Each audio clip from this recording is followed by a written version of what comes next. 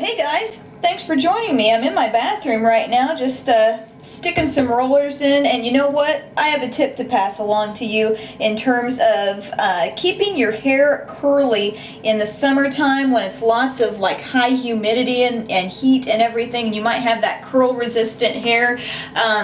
The key is in your curling iron. I have just recently figured this out, and it just totally is a trick that works. Typically, I would use to curl my hair one like this. This is the Revlon like 1-inch barrel curling iron, and it works great. However, I am one of those people that has the fine hair that doesn't like to really stay curled, and especially when it's summertime and it's high heat and humidity. So, I mean, naturally you go for a smaller curling iron that gives you a tighter curl. It really does make a difference because you might think like, oh, I don't want, this is a 3/4 inch and it's available for like $10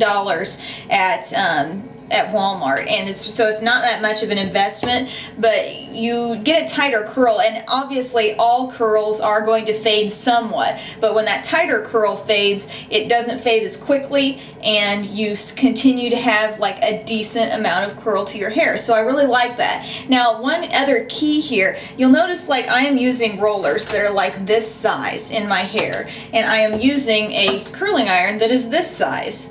See the difference? This is a lot bigger, and some of these rollers I use are even bigger than that.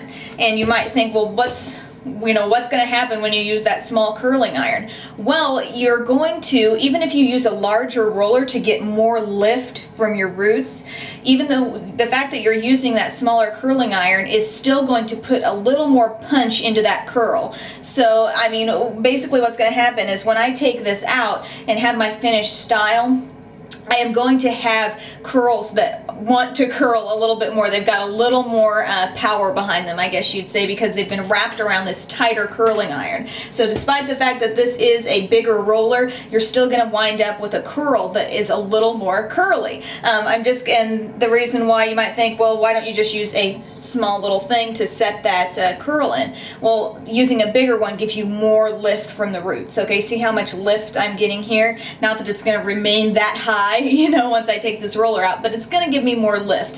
So, yeah, I just really wanted to pass that tip along to you guys, and I will show you how the look turns out. Alright guys, I just took the rollers out, and as you can see, I've got I just literally took them out, brushed right through my hair, and I've got these nice kind of bouncy curls going on. And even if those curls, die down somewhat due to the humidity outside, I'm still going to wind up with a decent amount of curl because of that tighter curling iron. And like I said, just putting it around bigger rollers allows you to get some lift from the roots like you're seeing there. But you can go on and style this however you want to with some more hairspray. I'll probably give it a few spritzes of spray before I leave the house and that kind of thing. But if you want to know more about how I put in the rollers and kind of what the configuration is and the sizes and stuff like that, I will put a link in the sidebar to my how to use Velcro rollers video, so that might sort some things out there. But just, yeah, keep in mind that downgrading to a smaller curling iron than what you're used to. For me, it was going from a 1-inch to a 3/4. For you, it might be, something even larger than this, but you are definitely going to see a difference